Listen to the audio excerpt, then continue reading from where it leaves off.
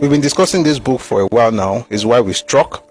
Now, the reason I chose this book is because people from this same region weaponize this book as far as Yoruba people are concerned. If you see anything, you hear, Ademoyega is a Yoruba man. He wrote a book. He said this, he said that. Only for us to check the book and call that na lie. I know the craziest part. The person telling you about what's inside this book, that's telling you that Yoruba people did this, Yoruba people did that, Ademoyega said this, and he's just boasting. He has never in his life read the book. All he knows about this book, he knows only two things about this book: the title and the author. That's all. He knows the author is Yoruba, and he knows the title is about the coup. That's all. Then he starts shouting, a Yoruba man wrote a book. Because he wrote the book, that is why is a lie. And so we started, and we've actually gone far. We've talked about why they had the coup, how they brought it together, how they worked together from the perspective of Ademoyega himself. We've talked about their plans, and their plans did not at any time include making Awolowo the president of Nigeria. It did not include that. What he said in this book was that they were going to have a military era in Nigeria, and that they were going to break Nigeria into 14 states, 7 in the north, 7 in the south, and they will be governed by military governors or military administrators. He also talked about the freeing of political prisoners, and that's where he mentioned the name Awolowo. He mentioned Awo, Enahoro, Jakonde, Onitsiri, Omishade, and so on. He was talking about freeing them from prison. But guess what? We're going to discuss something that a lot of Nigerians, including authors, I don't think they've read this document. And it's sad because I think it's probably the most important document as far as the 1966 coup, January coup, is concerned. It's the most important document, and the reason is because it's a document that was produced after 3 months of interrogating 200 people. I'm going to read something to you about that stuff. Let's do it this way. I'm going to read a book. Oh shoot, close away your. I don't want to go back to the thing that we've discussed. We've discussed a lot of things, a lot of things, and some of those videos are on our page, on YouTube, on TikTok, on Facebook as well. And if you find the link there, please just click, and on Twitter there are links there. You can just click and watch on YouTube. For instance, just as a quick recap, in case you were not here last week, this man is like the average Yoruba bot or Yoruba obedient. He's your predecessor. They are very idealistic, which is a blessing, but they're very naive, which is not a blessing. Let me not say a curse. Very naive. They're revolutionaries. They want to change the world. And I've said it several times. Nzogu and this man were revolutionaries. You can't take it away from them. Nzogu, by the way, when you hear Igbo people say he was not really an Igbo man, it's because they think you want to judge Igbos because of Nzogu. The truth of the matter is that if you are an Igbo person, one of your best ever was Nzogu. One of the best men to be Igbo was Nzogu.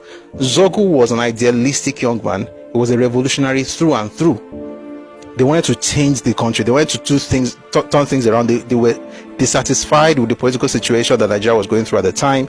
They wanted to turn things around. Himself and this guy, and by the way, Nzogu was in his late 20s at the time. He was a very young man. So Nzogu was a very, very revolutionary person. He just wanted to change Nigeria. Himself, Ademoyega, very passionate people. But there's something I've noticed about passionate young people, is that, and it's natural, that zeal, oh dear, that zeal sometimes could make you forget the things that really matter. So for instance, I remember quoting a verse from Common the other day when he said in the song is called Glory, featuring John Legend.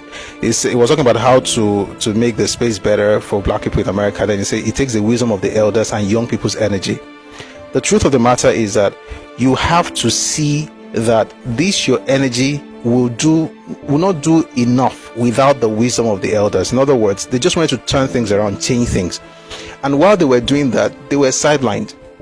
Now, contrary to popular belief, Nzogu was not the planner of the 1966 January coup. He wasn't.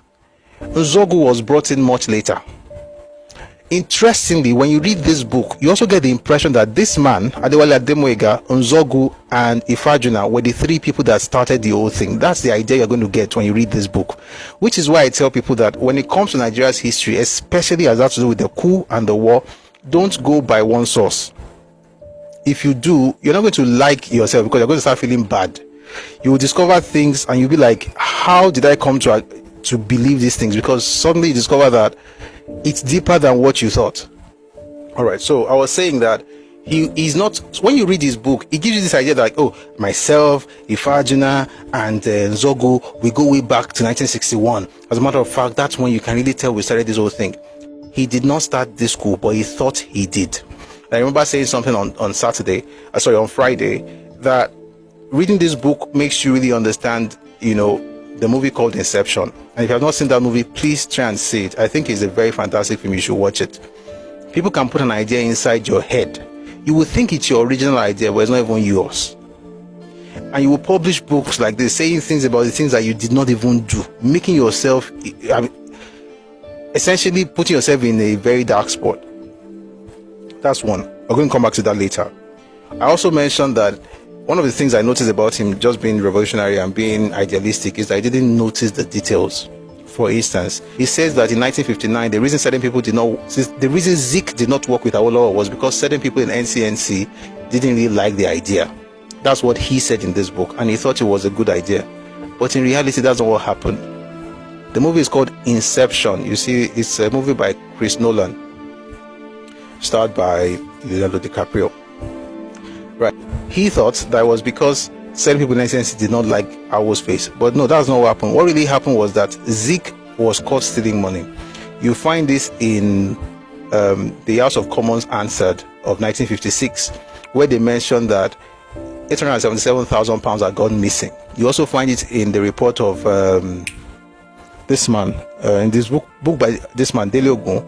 You also find in the report of Harold Smith, right, that he had taken £877,000, funneled it from the Eastern Region government into African Continental Bank, which was his own bank, used the money from that bank to fund his own companies, and those companies that went bankrupt. He wasn't able to return the money, and everything was just, it was stuck.